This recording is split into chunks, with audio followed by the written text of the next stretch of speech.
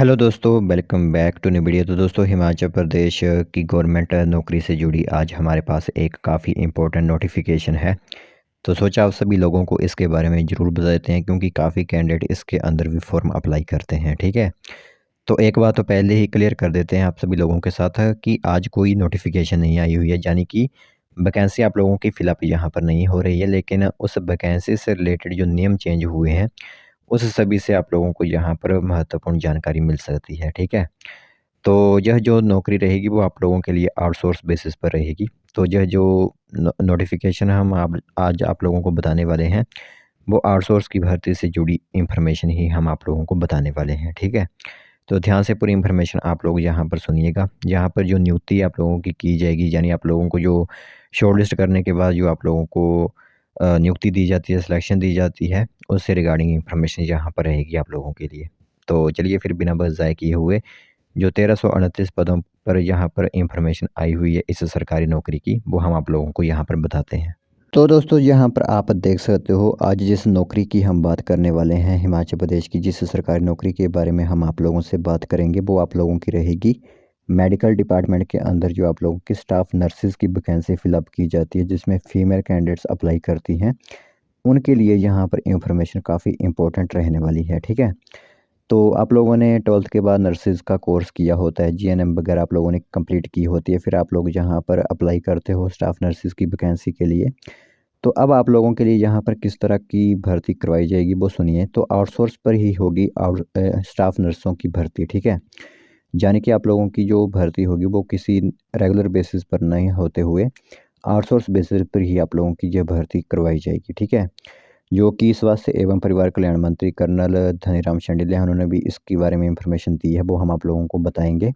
महत्वपूर्ण जो पॉइंट्स हैं वो भी आप लोगों से डिस्कस करेंगे। तो स्टाफ नर्सों के 1329 पद रिक्त चले हुए हैं। ठेकेदारों और कंपनियों के माध्यम से यह नियुक्ति की जाएगी। ठीक है, इसी के साथ आप लोगों को बता दें, यहाँ पर राज्य सरकार को आउटसोर्स से नियुक्ति पर 8 से 22 हज़ार रुपये प्रति नर्स कम देना पड़ रहा वेतन। ठीक है, तो जो कर्नल धनीराम शांडिल्य स्वास्थ्य एवं परिवार कल्याण मंत्री, उनका क्या कहना है, तो उन्होंने कहा स्टाफ नर्सों की आउटसोर्स आधार पर भर्तियां की जा रही हैं, सीधे अनुबंध आधार पर अभी कोई भर्ती नहीं की जा रही है। ठीक है, यानी कि आउटसोर्स वैकेंसीज ही आप लोगों के लिए होगी। बाकी जो डॉक्टर जनकराज विधायक भरमौर एवं न्यूरोसर्जन हैं, वो हम आप लोगों को यहाँ बताते हैं वो क्या कह रहे हैं। उन्होंने कहा स्टाफ नर्सों के प्रशिक्षण के लिए लाखों रुपए खर्च करने के बावजूद ठेकेदारों के माध्यम से मात्र 10 से 14 हज़ार रुपये देने से शोषण हो रहा है। तो वर्तमान में अस्पताल में मानकों के आधार पर स्टाफ नर्सों की नियुक्ति रही है, अनुबंध आधार पर नर्सों की भर्ती होनी चाहिए। ठीक है, तो यह जो आप लोगों के डॉक्टर जनकराज हैं, विधायक भरमौर एवं न्यूरोसर्जन हैं, उनकी तरफ से यह एक पॉइंट दिया गया है इस भर्ती को लेकर। तो स्वास्थ्य एवं परिवार कल्याण विभाग प्रदेश के अस्पतालों में स्टाफ नर्सों के पद अब अनुबंध आधार पर नहीं भरेगा, ठेकेदारों और कंपनियों के माध्यम से ही आउटसोर्स पर स्टाफ नर्सों की भर्ती जो होती है वो करवाई जाएगी। तो अनुबंध पर नियुक्ति से सरकार को ज़्यादा वेतन देने के साथ 2 साल बाद नियमित भी करना पड़ता है। तो आउटसोर्स पर भर्ती पर 2 वर्ष के अनुबंध के बाद नियमित नहीं करना पड़ता। तो वर्तमान में स्टाफ नर्सों के सृजित पदों में से 1338 पद रिक्त यहाँ पर हैं। साथ ही साथ ठेकेदारों और कंपनियों के माध्यम से भर्तियों पर चहेतों को रोजगार देने के आरोप भी लगते रहे हैं। तो आउटसोर्स भर्ती पर सरकार को अनुबंध आधार पर ही की जाने वाली नियुक्ति से 8 हज़ार रुपये से कम देने पड़ रहे हैं। तो 2 वर्ष की नियमित अनुबंध सेवा के बाद नियमित करने का प्रावधान है। साथ ही साथ आउटसोर्स डेबिट की अपेक्षा 22 हज़ार रुपये प्रति स्टाफ नर्स प्रति माह कम वेतन दिया जा रहा है। लाखों रुपए बचाने के लिए सीधी भर्ती को बंद कर दिया गया है। ऐसा हम नहीं कह रहे, जो यहाँ पर न्यूज़पेपर आया हुआ है राज्य ब्यूरो जागरण शिमला की तरफ से, उसकी तरफ से यह नोटिफिकेशन जो वो साझा की गई है स्टाफ नर्सेज की भर्ती से रिलेटेड। ठीक है, तो जो इन्फॉर्मेशन आई हुई है वो हमने आप लोगों को बता दिया है।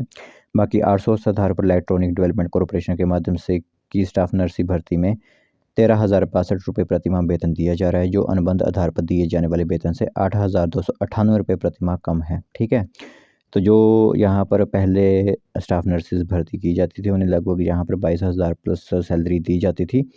लेकिन अगर अनुबंध पर भर्ती नहीं होते हुए आउटसोर्स पर भर्ती हो, तो यहाँ पर उनको 8,000 कम वेतन यहाँ पर होता है। और कंपनी या फिर ठेकेदारों के माध्यम से अगर भर्ती होती है, तो उसमें रेगुलर होने का भी कोई प्रावधान सामने नहीं आता। तो ये एक इन्फॉर्मेशन आई हुई थी, सोचा आप सभी लोगों को एक बार इसके बारे में भी इन्फॉर्मेशन देते हैं।